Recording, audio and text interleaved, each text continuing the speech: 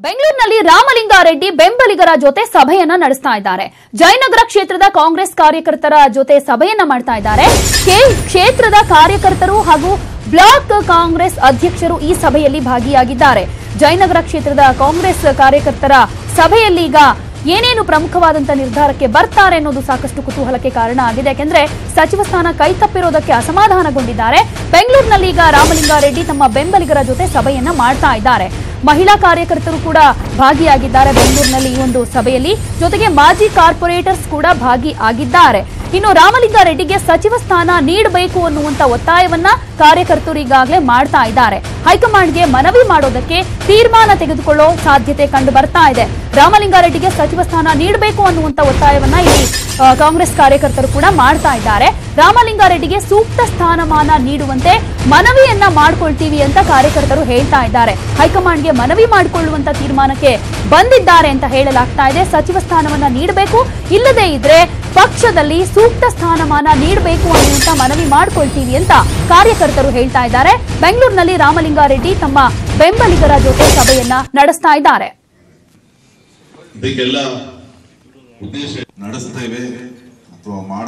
BTM layout ಹಾಗೂ ಜಯನಗರ ಕ್ಷೇತ್ರದ ಕಾಂಗ್ರೆಸ್ ಕಾರ್ಯಕರ್ತರು ಈ ಸಭೆಯಲ್ಲಿ ಭಾಗಿಯಾಗಿದ್ದಾರೆ. ಕ್ಷೇತ್ರದ ಕಾರ್ಯಕರ್ತರು ಹಾಗೆ ಬ್ಲಾಕ್ ಕಾಂಗ್ರೆಸ್ ಅಧ್ಯಕ್ಷರು, ಮಹಿಳಾ ಕಾರ್ಯಕರ್ತರು ಜೊತೆಗೆ ಮಾಜಿ ಕಾರ್ಪೊರೇಟರ್ಸ್ ಕೂಡ ಈ ಸಭೆಯಲ್ಲಿ ಭಾಗಿಯಾಗಿದ್ದಾರೆ. ಸಚಿವ ಸ್ಥಾನ ಕೈತಪ್ಪಿದ್ದಕ್ಕೆ ಅಸಮಾಧಾನಗೊಂಡಿದ್ದಾರೆ. ಇನ್ನು ಮುಂದಿನ ನಿರ್ಧಾರದ ಬಗ್ಗೆ ನಾನು ಬೆಂಬಲಿಗರ ಜೊತೆ ಚರ್ಚೆ ಮಾಡಿ ಅದನ್ನ ಪ್ರಕಟ ಮಾಡ್ತೀನಿ ಅಂತ ಹೇಳಿದ್ರು. ಈಗ ಬೆಂಬಲಿಗರ ಜೊತೆ ಸಭೆಯನ್ನ ಮಾಡ್ತಾ ಇದ್ದಾರೆ. ಈ ಸಭೆಯಲ್ಲಿ ಹೈಕಮಾಂಡ್ ಜೊತೆ ನಾವು ಮಾತುಕತೆ ನಡೆಸ್ತೀವಿ, ಮನವಿ ಮಾಡ್ಕೊಳ್ತೀವಿ ಅಂತ ಕೂಡ ಕಾರ್ಯಕರ್ತರು ಹೇಳ್ತಿದ್ದಾರೆ.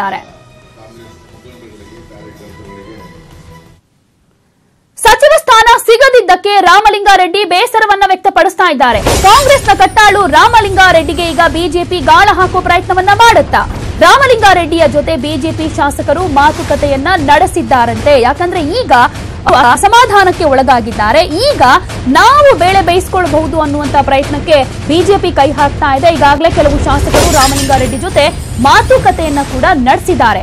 ನಿನ್ನೆ ಬೆಂಗಳೂರಿನಲ್ಲಿ ರಾಮಲಿಂಗಾರೆಡ್ಡಿಯ ಜೊತೆ ಭೋಜನಕ್ಕೆ ಅಂತ ಬಿಜೆಪಿ ಶಾಸಕರು ಹೋಗಿದ್ದಾರೆ. ಆಗ ರಾಮಲಿಂಗಾರೆಡ್ಡಿಗೆ ಒಂದು ರೀತಿ ಸಮಾಧಾನ ಪಡಿಸುವ ಪ್ರಯತ್ನವನ್ನ ಮಾಡಿದ್ದಾರೆ.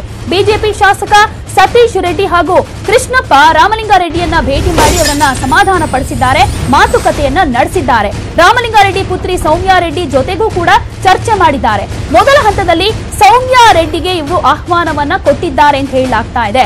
ಮಗಳನ್ನ ಕಳುಹಿಸಿ ಕೈಗೆ ಶಾಕ್ ಕೊಡ್ತಾರ ಹಾಗಾದ್ರೆ ರಾಮಲಿಂಗಾರೆಡ್ಡಿ ಅನ್ನೋದನ್ನ ಕಾದು ನೋಡಬೇಕಾಗಿದೆ ಮುಂದಿನ ನಡೆಯ ಬಗ್ಗೆ. ಯಾಕೆಂದ್ರೆ ಈಗಾಗಲೇ ಕಾರ್ಯಕರ್ತರ ಜೊತೆ ಸಭೆಯನ್ನ ಮಾಡ್ತಾ ಇದ್ದಾರೆ. ಮುಂದಿನ ನಿರ್ಧಾರ ಏನಾಗಿರಬಹುದು ಅನ್ನೋದು ಸಾಕಷ್ಟು ಕುತೂಹಲಕ್ಕೆ ಕಾರಣವಾಗಿದೆ.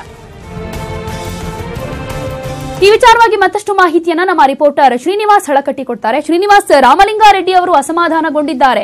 ಒಂದ್ ಕಡೆ ಬಿಜೆಪಿ ಕೂಡ ಆಹ್ವಾನಕ್ಕೆ ಒಂದು ರೀತಿಯಾಗಿ ಗಾಳ ಹಾಕ್ತಾ ಇದೆ, ಮಗಳಾಗಿರ್ಬೋದು ರಾಮಲಿಂಗಾರೆಡ್ಡಿ ಆಗಿರ್ಬೋದು. ಸೊ ಈ ನಿಟ್ಟಿನಲ್ಲಿ ರಾಮಲಿಂಗಾರೆಡ್ಡಿ ಅವರ ನಿರ್ಧಾರ ಏನಾಗಬಹುದು ಅನ್ಸುತ್ತೆ?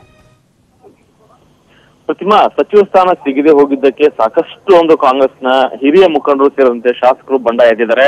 ಅದರಲ್ಲೂ ಕೂಡ ಒಂದು ಬೆಂಗಳೂರಿನ ಪ್ರಭಾವಿ ಕಾಂಗ್ರೆಸ್ ಮುಖಂಡ ಮತ್ತು ಮಾಜಿ ಸಚಿವ ರಾಮಲಿಂಗಾರೆಡ್ಡಿ ಕೂಡ ಸಾಕಷ್ಟು ಅಸಮಾಧಾನಗೊಂಡಿದ್ದಾರೆ. ಆದ್ರೆ ಈ ಬಾರಿ ತಮಗೆ ಸಚಿವ ಸಂಪುಟ ವಿಸ್ತರಣೆ ಸಂದರ್ಭದಲ್ಲಿ ಮಂತ್ರಿ ಸ್ಥಾನ ಸಿಗುತ್ತೆ ಅಂತಕ್ಕಂಥ ಒಂದು ವಿಶ್ವಾಸವನ್ನು ಕೂಡ ರಾಮಲಿಂಗಾರೆಡ್ಡಿ ಅವರು ಹೊಂದಿದ್ರು. ಆದ್ರೆ ಯಾವಾಗ ಮಂತ್ರಿ ಸ್ಥಾನ ಸಿಗಲಿಲ್ಲ, ಅವರು ತಮ್ಮ ಬೆಂಬಲಿಗರೊಂದಿಗೆ ಒಂದು ಬಂಡೆದಿದ್ದಾರೆ ಅಂತ ಹೇಳ್ಬೋದು. ಇದೀಗ ಅವರ ರಾಮಲಿಂಗಾರೆಡ್ಡಿ ಅವರ ಬೆಂಬಲಿಗರು ಖಾಸಗಿ ಹೋಟೆಲ್ ನಲ್ಲಿ ಒಂದು ಸಭೆಯನ್ನು ಕೂಡ ಮಾಡ್ತಾ ಇದ್ದಾರೆ. ಅಂದ್ರೆ ಹೈಕಮಾಂಡ್ ನಮ್ಮ ರಾಮಲಿಂಗಾರೆಡ್ಡಿ ಅವರಿಗೆ ಸಚಿವ ಸ್ಥಾನವನ್ನು ಕೊಡಲೇಬೇಕು ಅಂತಕ್ಕಂಥ ಒಂದು ಮನವಿಯನ್ನು ಮಾಡ್ಲಿಕ್ಕೂ ಕೂಡ ತಯಾರಾಗಿದ್ದಾರೆ. ಒಂದು ವೇಳೆ ಕಾಂಗ್ರೆಸ್ ಹೈಕಮಾಂಡ್ ಮಂತ್ರಿ ಸ್ಥಾನವನ್ನು ಕೊಡದೆ ಹೋದ್ರೆ ನಾವು ಏನ್ ಮಾಡ್ಬೇಕು ಅನ್ನೋದ್ರ ಬಗ್ಗೆ ಕೂಡ ಇಲ್ಲಿ ಚಿಂತನೆ ನಡೆಸಿದ್ದಾರೆ ಅಂತ ಹೇಳ್ಬೋದು. ಪ್ರಮುಖವಾಗಿ ಈ ಒಂದು ಸಭೆಯಲ್ಲಿ ಮಾಜಿ ಮೇಯರ್ ಮಂಜುನಾಥ್ ರೆಡ್ಡಿ, ಚಂದ್ರಪ್ಪ ರೆಡ್ಡಿ, ಅನ್ಸರ್ ಪಾಷಾ ಮತ್ತು ಉದಯ್ ಶಂಕರ್ ಸೇರಿದಂತೆ ಸಾಕಷ್ಟು ಮಾಜಿ ಮತ್ತು ಹಾಲಿ ಬಿಬಿಎಂಪಿ ಸದಸ್ಯರು ಮತ್ತು ಜಯನಗರ ಮತ್ತು ಬಿಟಿಎಂ ಲೇಔಟ್ ನ ಕಾಂಗ್ರೆಸ್ ಬ್ಲಾಕ್ ನ ಒಂದು ಕಾರ್ಯಕರ್ತರು, ಮುಖಂಡರು ಕೂಡ ಈ ಒಂದು ಸಭೆಯಲ್ಲಿ ಪಾಲ್ಗೊಂಡಿದ್ದಾರೆ. ಅಂದ್ರೆ ಸೌಮ್ಯಾ ರೆಡ್ಡಿ ಕೂಡ ಒಂದು ನಿಗಮ ಮಂಡಳಿ ಸ್ಥಾನವನ್ನು ಕೊಡಲಾಗಿತ್ತು.